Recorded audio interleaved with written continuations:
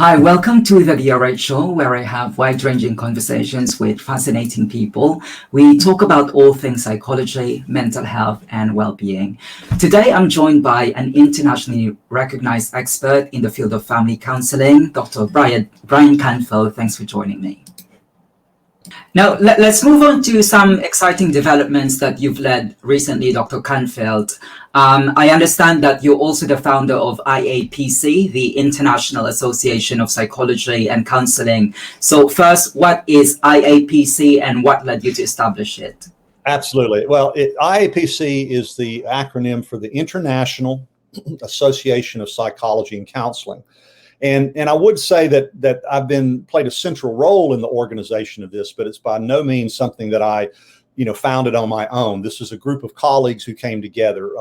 Earlier this year, we assembled a exploratory committee to look into the possibility of creating a new professional association, one that was differed from what the choices are out there for many professionals. Now, the mainstream associations that we were looking at, and many of us have been active in those associations and members of, would be the American Psychological Association, the American Counseling Association, American Association for Marriage and Family Therapy. And these organizations have done great work over the years in terms of creating a professional identity, but tend to be kind of segmented. If you're a counselor, there's a home for you in ACA. If you're a psychologist, there's a home for you in APA. Marriage and family therapy, there's a home for you in AMFT.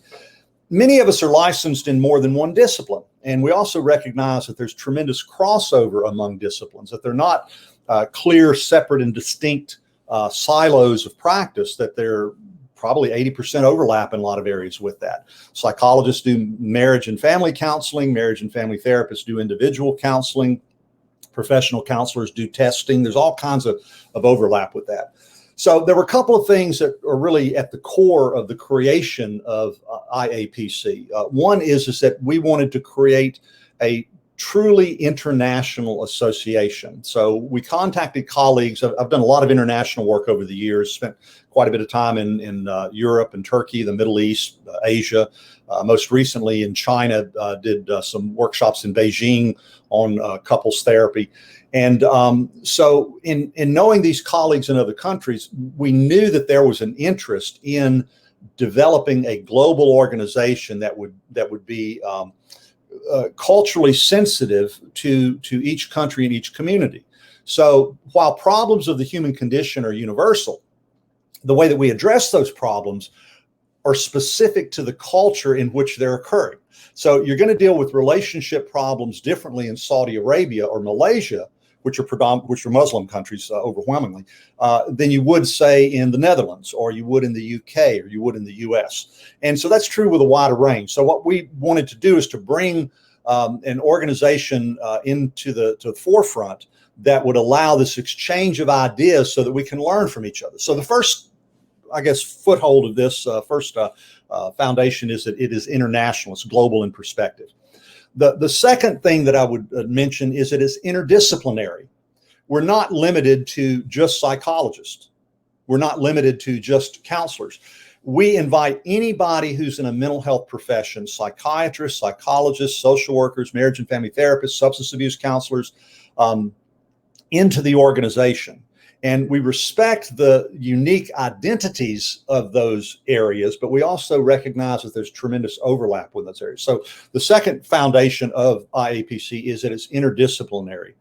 The third is that we are focused exclusively on professional issues. We're interested in education, training, supervision, and clinical practice. We do not weigh into the debate on social issues that are really political in nature. Because one of the things I recognized during my tenure as president of the American Counseling Association is that our membership covered a wide range in terms of political views, in terms of personal philosophies, personal orientation. And so my position was that a professional association should focus on areas of commonality that have to do with clinical practice, and that we should defer that social issues and social change or areas of individual conscience and politics.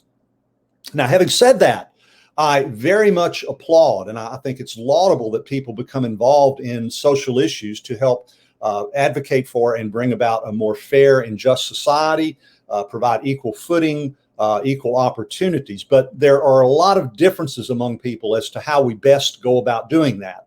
So I think, again, those are areas of individual conscience in politics, whereas professional associations, I think, should be more narrow in their scope and should address clinical issues, education issues, and training issues. That's a pretty full plate for us. And so what we want to do is to support active research that uses scientific method and other areas of recognized inquiry to help inform the public, to help inform people so that they can make the best decisions in their communities and societies about how to move forward. But I don't feel it is our place as professionals to impose upon them our limited worldview of how we think society should operate. I think that's not the legitimate function of a professional association. And I think the one of the responsibilities of psychological bodies is pretty much like the way a university works. It should tell you how to think, but not what to think. Absolutely, that's spot on. I mean, the idea that we can look at all different perspectives and viewpoints, and then to think critically. That is, I would underscore what you just said. Absolutely. And this is actually encapsulated in what you said in one of your vision statement. And if I could just quote here, you said, the aim of IAPC is to promote discourse and the open exchange of ideas in a respectful manner. And finally, Dr. Canfield, what else is in the pipeline? And if people wanted to reach out to you, what platforms can they get in touch with you at? Sure. Yeah. If you want to follow up and contact me, you can contact me at Brian, BRIAN, at INT. APC.org. That's my email address with the association. And or you could also contact me at my university email, which would be bcanfield, CANFIELD, at FAU.edu. So either of those. And if you have any questions about IAPC, would be glad to share it with you. But I really would like to, again, extend the invitation. We just opened up operations officially July 1st, so we've been around less than a month. And we've already doubled our membership in a couple of weeks with that. And so we would welcome your opportunity. We also have leadership roles available. We currently have members in 14 different countries. And in about 12 of those countries, we have chairs for the country. So we have a chair for Turkey, we have a chair for Cyprus, we have a chair for Rwanda. We have, growing number of countries with that. So if you're interested in being part of this movement, we would welcome your membership. But if you also want to become more active and play a leadership role, we're going to be organizing that on a global level as well. So this would be an opportunity for someone launching their career earlier in their career, wants to get a head start on leadership opportunities, that IAPC offers that for you. Brilliant.